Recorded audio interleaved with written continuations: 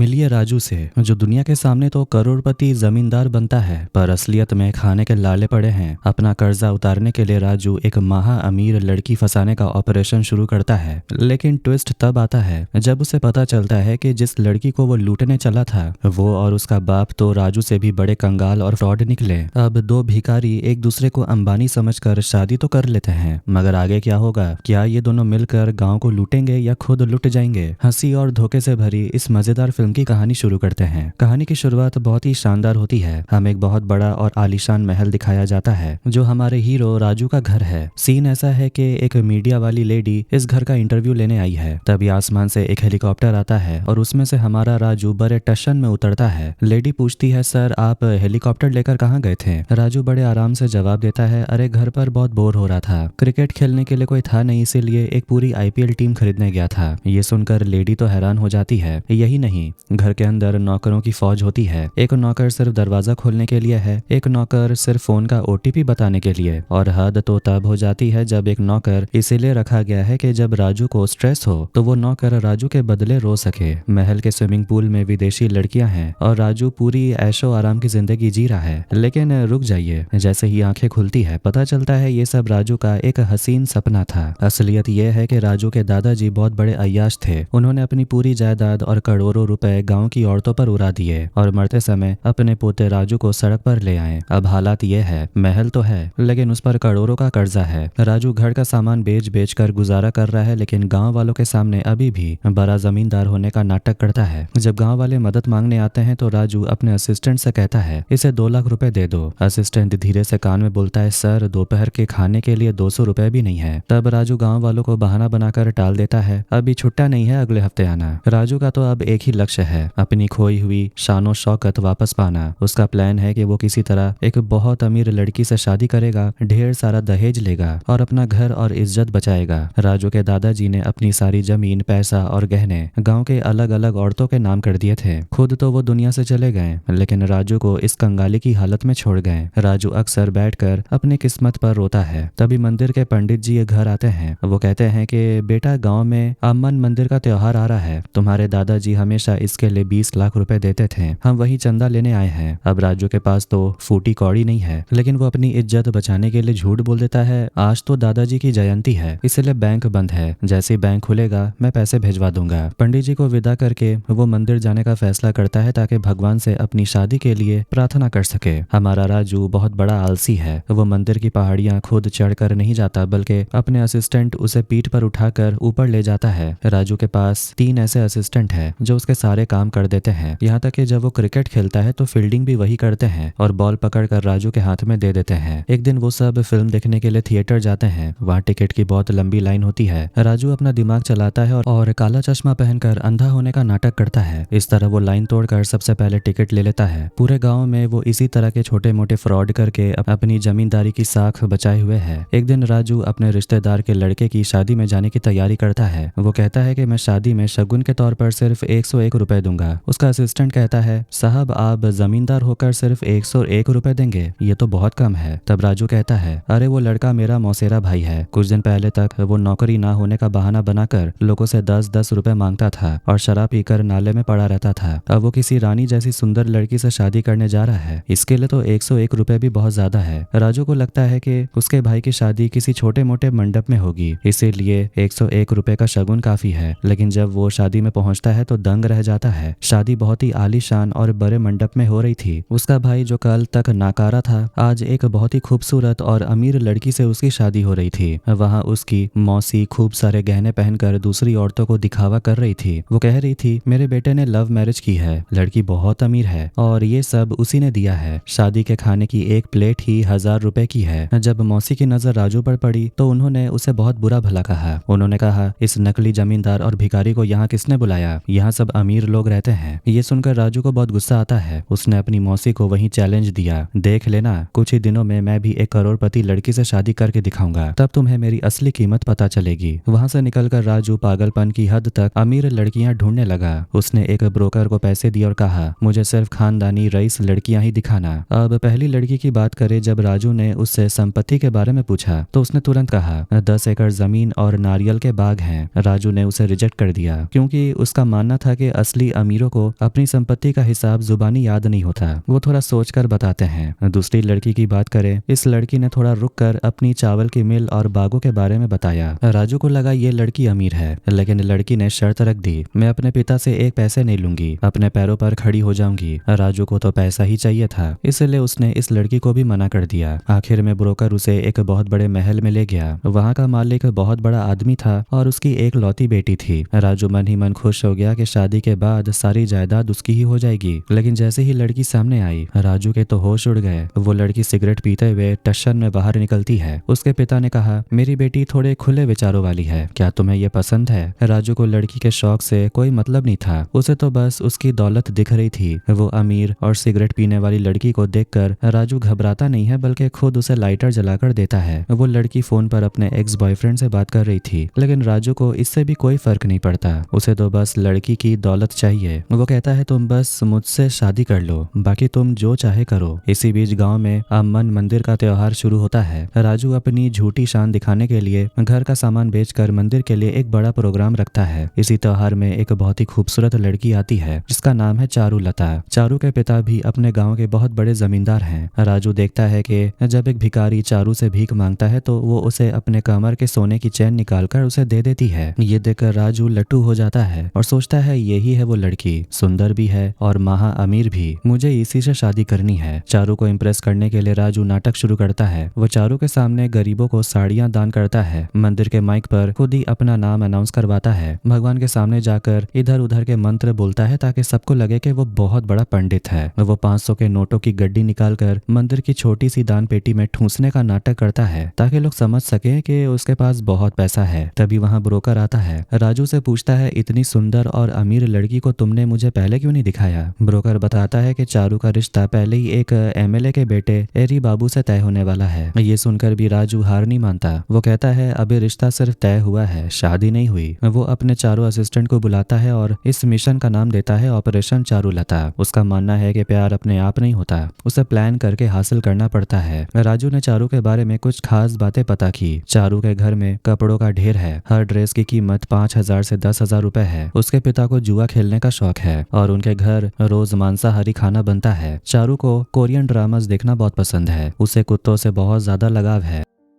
राजू एक पार्क में जाता और अपने 4 दोस्तों को सिग्नल देने के लिए खड़ा कर देता है। जैसे ही चारुलता पार्क में आती है, राजू एक छोटे कुत्ते को लेकर नदी के पास जाता है। उसने कुछ लोगों को पहले से ही पैसे देकर रखा था। वो लोग जोर जोर से चिल्लाने लगते हैं, अरे देखो कुत्ता पानी में गिर गया। ये सुनकर चारू वहाँ भागती है। तभी राजू पानी से भीग कर बाहर निकलता है, जैसे उसने अपनी जान पर खेलकर उस कुत्ते को बचाया हो। चारू ये देखकर तो बहुत इम्प्रेस हो जाती है। तब एक छोटा बच्चा आकर बोलता है, थैंक यू अंकल, मेरा कुत्ता बचाने के लिए। वो कुत्ता राजू पर सुसु कर देता है, लेकिन चारू के सामने राजू गुस्सा नहीं करता और बच्चे को पैसे देकर वहां से चला जाता है। जाते जाते वो चारू से कहता है, अगर किस्मत में होगा तो हम फिर मिलेंगे। अब राजू चारू के कॉलेज पहुंचता है। वहां उसने कुछ लड़कों को पैसे देकर गुंडा बनाया था। वो गुंडे कॉलेज के बच्चों को परेशान करने का नाटक करते थे। चारू के सामने राजू उन गुंडों की जमकर धुलाई करता है और उन्हें एक शटर के पीछे बंद कर देता है। बाद में वो उन्हें चुपके से पैसे देकर वहीं से विदा कर देता है। चारू जब देखती है कि इस जमींदार ने कॉलेज के बच्चों को बचाया है तो वो राजू से बहुत ज्यादा इंप्रेस होती है। उसे लगने लगता है कि राजू वाकई में एक बहुत ही नेक और बहादुर इंसान है। राजू ने चारू और उसकी सहेलियों के साथ बातचीत शुरू की। चारू की सहेलियां मजाक में राजू से उसका नंबर मांगती है तो राजू बड़े टशन में कहता है, मैं अपना नंबर सिर्फ स्पेशल पर्सन को ही देता हूँ। लेकिन जैसे ही चारू नंबर मांगती है वो तुरंत दे देता है। चारू पूछती है, सिर्फ मुझे ही क्यों? तो राजू कहता है, क्योंकि तुम ही हो वो स्पेशल पर्सन। ये सुनकर तो चारू शर्म से लाल हो जाती है। राजू को पता चलता है कि चारू को गोवा जाने का बहुत शौक है, लेकिन उसके पिता परमिशन नहीं देते।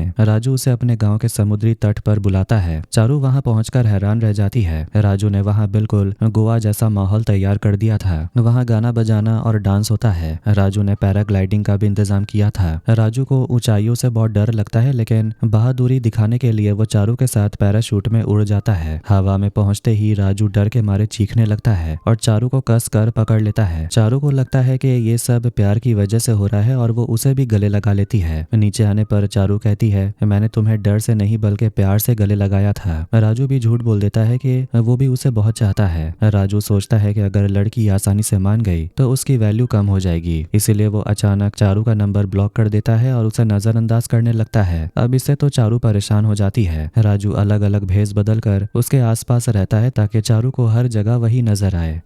आखिरकार एक मंदिर में चारू उसे पकड़ ही लेती है और पूछती है, तुम मुझे इग्नोर क्यों कर रहे हो? राजू इमोशनल नाटक करते हुए बोलता है, मुझे हर जगह तुम ही दिखती हो, लेकिन तुम्हारा रिश्ता तो एरी बाबू से तय हो गया है, इसलिए मैं तुम्हारा सामना नहीं कर पा रहा था। चारू साफ कह देती है, रिश्ते की सिर्फ बात चली थी, पर मुझे तो तुम ही पसंद हो। तभी वहाँ चारू के पिता आ जाते हैं और वो राजू से पूछते हैं, राजू क्या तुम सच में मेरी बेटी से प्यार करते हो? मेरी आंखों में देख कर कहो। राजू शर्माने का नाटक करता और बोलता है, हाँ मैं आपकी बेटी से बहुत प्यार करता हूँ। अब इसके बाद राजू और चारू की शादी पक्की हो जाती है। शादी का पहला कार्ड लेकर राजू सीधा अपनी मौसी के घर पहुंचता है। वो कहता है कि मैं तुम्हें शादी में बुलाने नहीं बल्कि ये बताने आया हूँ कि तुम मत आना। मैंने अपनी बात सच कर दिखाई। मैं एक बहुत ही बड़े जमींदार की इकलौती बेटी से शादी कर रहा हूँ। अब उसकी सारी जायदाद मेरी होगी। इधर शादी तो बड़े धूमधाम से हो जाती है। राजू अपनी सुहागरात के कमरे में बहुत सारे सपने लेकर पहुंचता है। वो देखता है कि उसकी पत्नी चारू सो रही थी। वो उसे परेशान नहीं करना चाहता था। तभी उसका असिस्टेंट आकर उसे एक चिट्ठी देता है। राजू दरवाजा बंद करके बिस्तर पर बैठकर वो चिट्ठी पढ़ने लगता है। ये चिट्ठी उसके ससुर जमींदार ने लिखी थी। चिट्ठी में लिखा था, मेरे प्यारे दामाद, मैं इसी दिन का इंतजार कर रहा था। सच तो ये है कि मैं एक जमींदार तो हूँ, लेकिन जुए की लत के वजह से मैं अपनी सारी दौलत हार चुका हूँ। मेरा बिजनेस भी डूब चुका है और मुझ पर करोड़ों का कर्जा है। जिस महल में तुम अभी बैठे हो वो भी गिरवी है। मेरे पास मेरी बेटी के अलावा और कुछ नहीं बचा।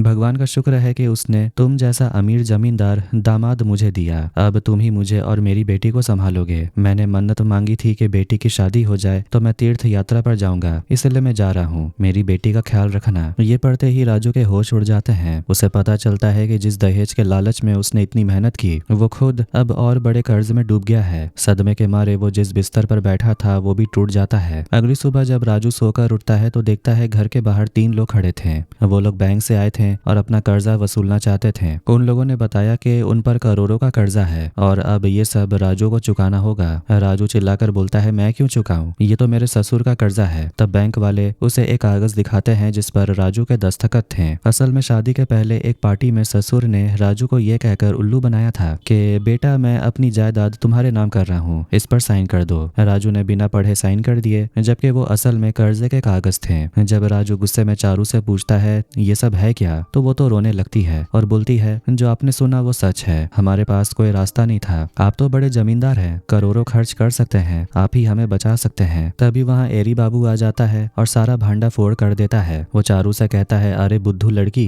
ये राजू कोई जमींदार नहीं है, ये भी तुम्हारी तरह कंगाल है। इसने तो घर का सारा सामान बेचकर दिखावा किया और ऑपरेशन चारूलता चलाकर तुझे अपने जाल में फंसाया ताकि तेरा दहेज लेकर अपना कर्जा चुका सके। ये सुनकर चारू भी हैरान रह जाती है और राजू से पूछती है, क्या ये सच है? जब राजू हाँ कहता है तो चारू जोर जोर से हंसने और रोने लगती है। वो कहती है, तो तुम भी मेरी तरह निकले। सच तो ये है कि मैंने और मेरे पापा ने तुम्हें फंसाने का प्लान बनाया था। चारू एक और बड़ा खुलासा करती है, जब तुमने मंदिर के त्योहार में मुझे देखा था कि मैंने एक भिखारी को अपने सोने की चैन दी थी, तो वो कोई दान पुण्य नहीं था। वो भिखारी असल में हमारा ही एक कर्जदार था जो बहुत दिनों से पैसे मांग रहा था। पीछा छुड़ाने के लिए मैंने उसे अपनी चैन दी थी। हमने तुम्हें फंसाया ताकि तुम हमारा कर्जा चुका सको। चारू ने राजू को बताया कि वो और उसके पिता भी बहुत बड़े जालसाज हैं। वो आगे बोलती है, जब मेरे पापा ने देखा कि तुम मंदिर में साड़ियां दान कर रहे हो तो उन्हें लगा कि तुम बहुत अमीर हो। उन्होंने मुझसे कहा कि तुमसे शादी कर लूं ताकि हमारा कर्जा उतर जाए। जब तुमने मुझे ब्लॉक किया तो मैं ही नहीं बल्कि मेरे पापा भी डर गए थे कि हाथ से इतना अमीर मुर्गा निकल ना जाए, इसीलिए उन्होंने मंदिर में आकर खुद शादी की बात पक्की की। ये सब सुनकर एरी बाबू हंसते हुए बोलता है, वाह, ऑपरेशन तो सक्सेस हो गया, पर तुम दोनों मरीज निकले। तुम दोनों एक दूसरे को लूटने चले लेकिन तुम दोनों ही भिखारी निकले।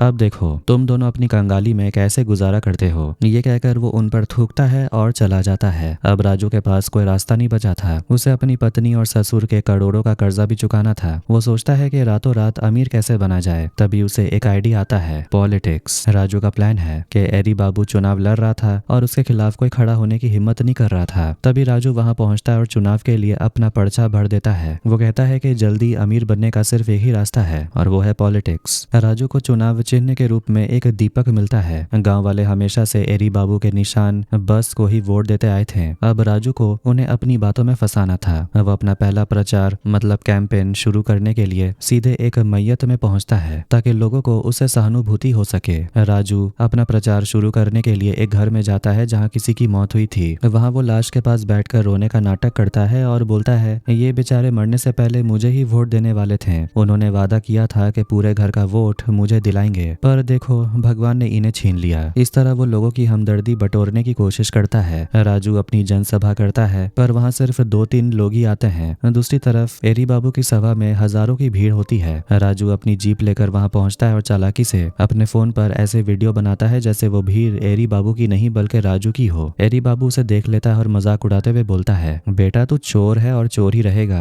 तू कुछ भी कर ले, जनता मुझे ही वोट देगी। राजू उसे चुनौती देता है, तू माइक पर बोलता है इसलिए लोग तुझे सुनते हैं, अगर मुझे मौका मिल जाए ना तो जनता मेरी तरफ हो जाएगी। एरी बाबू उसे माइक थमा देता है। राजू घबरा जाता है कि क्या बोले। तभी उसकी पत्नी चारू वहां आती है। वो माइक पकड़कर जनता से कहती है, पिछले 5 साल में क्या एरी बाबू कभी आपके घर आए? नहीं, लेकिन मेरे पति आपके हर सुख दुख में आपके घर आएंगे। अब आप तय कीजिए कि आपको घर में बैठकर राजनीति करने वाला नेता चाहिए या आपके दरवाजे पर आकर आपकी समस्या सुनने वाला चाहिए। जनता का मन बदलने लगता है। चारू के कहने पर राजू पैदल यात्रा शुरू करता है। राजू बहुत आलसी है, उसके पैरों में दर्द होने लगता है। वो एक जगह पर पैर धोने जाता है तो पता चलता है वो गंदे नाले का पानी है। आगे जाकर वो एक स्कूल देखता है जहाँ ना बच्चे हैं ना टीचर। फिर उसे प्यास लगती है तो वो नल से पानी पीता है जो गंदा और पीले रंग का था। वो पानी पीते ही राजू को उल्टियां होने लगती है। जब वो हॉस्पिटल पहुंचता है तो वहाँ की हालत और भी ज्यादा खराब थी। डॉक्टर गाय भैंसों को लगाने वाले इंजेक्शन आदमियों को लगा रहे थे। राजू को एहसास होता है कि इस गाँव में कुछ भी ठीक नहीं है और जनता वाकई बहुत परेशान है। पैदल यात्रा करते करते राजू के पैरों में बहुत छाले पड़ जाते हैं। वो रात को घर लौटता है जहाँ चारू उसे संभालती है। चारू कहती है, मुझे माफ कर दीजिए, मेरी वजह से आपको इतनी तकलीफ उठानी पड़ रही है। वो प्यार से उसके पैरों पर दवा लगाती है। तभी राजू के दिमाग में एक नया आइडिया आता है। वो देखता है कि आजकल हर कोई अपने फोन पर रील्स देख रहा था। वो अपने चुनावी मार्केटिंग का तरीका बदल देता है। वो गाँव की समस्या जैसे गंदा नाला, बिना टीचर का स्कूल, खराब अस्पताल, इन सभी जगहों पर जाकर गानों पर डांस करते हुए और मजेदार तरीके से रील्स बनाने लगता है। ये रील्स इतनी वायरल होती है कि गांव का बच्चा बच्चा उन्हें अपने व्हाट्सएप स्टेटस और इंस्टा स्टोरी पर लगाने लगता है। राजू रातों रात पूरे राज्य में मशहूर हो जाता है और नेशनल मीडिया उसका इंटरव्यू लेने पहुंच जाती है। ये देखकर एरी बाबू के पिता, जो खुद एक एमएलए हैं, गुस्से में पागल हो जाते हैं। उन्हें डर है कि इस बार वो चुनाव हार जाएंगे। वो तुरंत अपने बेटे को आदेश देते हैं, हमारी इज्जत मिट्टी में मिल रही है, फौरन गाँव की सड़कें ठीक करवाओ, हॉस्पिटल में डॉक्टर लाओ और स्कूल में टीचर भेजो। चुनाव से पहले ही गांव का नक्शा बदल जाता है। नई सड़कें बन जाती हैं, साफ पानी के लिए मोटर लग जाती हैं, हॉस्पिटल में एम्बुलेंस और डॉक्टर आ जाते हैं, स्कूल में टीचर पढ़ाने लगते हैं। गांव के लोग बहुत खुश हो जाते हैं और राजू से कहते हैं, साहब आप चुनाव जीतने से पहले ही इतना काम करवा चुके हैं, हमारे लिए असली नेता तो आप ही हो। ये देखकर एमएलए डर जाता है। वो राजू को अकेले में बुलाता है और एक बड़ा ऑफर देता है, चुनाव से पीछे हट जाओ और हमें जीतने में मदद करो, बदले में हम तुम्हें 20 करोड़ रुपए देंगे। राजू के सामने अब 20 करोड़ रुपए की गड्डियां रखी थी। राजू तो राजनीति में आया ही था पैसे के लिए। जैसे उसने 20 करोड़ रुपए देखे, उसने सोचा कि यही तो मौका है, ये पैसे मिल गए तो मेरा और मेरी पत्नी का सारा कर्जा खत्म हो जाएगा। वो एमएलए की बात मान लेता है। एमएलए की शर्त के मुताबिक राजू अपना एक फेक वीडियो बनाता है। उस वीडियो में वो बोलता है, गाँव के लोग बहुत मूर्ख हैं और भेड़ बकरी की तरह भीड़ लेकर मेरे पीछे आ गए। मैंने रील्स बनाकर तुम सबको बेवकूफ बनाया ताकि चुनाव जीत सकूं। जो ये सड़कें बनी है ये सब एरी बाबू ने बनवाई है, बस नाम मेरा हो रहा है। एमएलए ये वीडियो देखकर सोशल मीडिया पर डाल देता है। गांव वाले ये देखकर गुस्से में पागल हो जाते हैं। उन्हें बुरा लगता है कि राजू ने उन्हें भेड़ बकरी कहा। लोग राजू का साथ छोड़कर वापस एरी बाबू को सपोर्ट करने लगते हैं। चुनाव के दिन लंबी लाइनों में खड़े होकर एरी बाबू को ही वोट देते हैं। वहाँ चारू भी खड़ी थी। एरी बाबू उसके पास जाकर मजाक उड़ाता है और बोलता है, तेरे पति को सिर्फ 4 वोट मिलेंगे, उसे छोड़कर मेरे पास आ जा, मैं तुझे ऐश करवाऊंगा। चारू को ये सुनकर गुस्सा आता है। वोटों की काउंटिंग शुरू होती है। पहले 2 राउंड में एरी बाबू बहुत आगे चल रहा होता है। चारू को लगता है कि राजू बुरी तरह हार जाएगा और वो दुखी होकर वहां से जाने लगती है। तभी गांव की एक गरीब औरत चारू का हाथ पकड़ लेती है। ये वही औरत थी जिसके घर राजू पद यात्रा के दौरान गया था। उस औरत ने बताया कि पति की मौत के बाद उसकी 3 एकड़ जमीन बैंक ने छीन ली थी। गाँव के एक बूढ़े दादाजी ने भी बताया था कि उनकी खेती की जमीन कर्जे में डूब गई है। असल में राजू ने उन 20 करोड़ रुपयों को लेकर अपने ऐशो आराम के लिए नहीं, बल्कि गाँव के उन गरीब लोगों की जमीनें वापस छुड़ाने के लिए ये बड़ा समझौता किया था। राजू एमएलए से मिले 20 करोड़ रुपए लेकर घर आता है। उसकी पत्नी चारू को लगता है कि अब वो अपना कर्जा चुका देंगे, लेकिन राजू कहता है, नहीं चारू, मैंने गांव के लोगों का दुख अपनी आंखों से देखा है। हम इन पैसों से अपना बंगला नहीं बचाएंगे, बल्कि उन गरीबों को उनकी जमीन वापस दिलाएंगे। राजू उन पैसों को बैंक और साहूकारों को दे देता है और गांव के लगभग 100 परिवारों के जमीन के कागजात वापस छुड़वा लेता है। जब वो उस गरीब औरत और बूढ़े दादाजी को उनके कागजात सौंपता है तो पूरा गांव उसे भगवान की तरह पूजने लगता है। एमएलए ने राजू को 20 करोड़ रुपए इसलिए दिए थे ताकि गांव में 3000 करोड़ रुपए का एक सरकारी प्रोजेक्ट आने वाला था। एमएलए चाहता था कि वो चुनाव जीतकर इस प्रोजेक्ट का सारा पैसा खा जाए। गांव वालों ने सोशल मीडिया वाला वो खराब वीडियो देखा था, लेकिन उन्होंने उस पर यकीन नहीं किया। उन्होंने देखा था कि जमीन पर उतरकर उनकी मदद किसने की, इसलिए सबने मिलकर राजू को ही वोट दिया और उसे भारी मतों से जिता दिया। जीत के बाद एरी बाबू हंगामा करने की कोशिश करता है और चारू को परेशान करता है, लेकिन राजू आकर उसे सबक सिखाता है और अपनी पत्नी और गांव वालों की रक्षा करता है। तभी राजू के ससुर वापस आते हैं। वो कहते हैं, दामाद जी खुश हो जाओ, मैंने शहर के बाहर जो 10 एकड़ जमीन ली थी उसी के पास अब 3000 करोड़ का प्रोजेक्ट शुरू हो रहा है। तुम अब उस प्रोजेक्ट के लीडर हो, हम फिर से करोड़पति बन जाएंगे। लेकिन अब राजू बदल चुका था। वो कहता है, ससुर जी वो जमीन आप ही रखिए, मैं बस ईमानदारी से इस प्रोजेक्ट को पूरा करूंगा ताकि मेरे गांव का भला हो सके। जो राजू सिर्फ कभी अपने पैसों के बारे में सोचता था, अब वो जनता के लिए सच्चा नेता बन चुका है। वो अपनी पत्नी चारू के साथ खुशी खुशी रहने लगा और इसी के साथ ये फिल्म यहीं पर एंड हो जाती है। तो कैसा लगा आज का वीडियो कमेंट करके जरूर बताना। वीडियो पसंद आया तो वीडियो को लाइक कर दें, चैनल को भी सब्सक्राइब कर दें। मिलते हैं नेक्स्ट वीडियो में। Take care.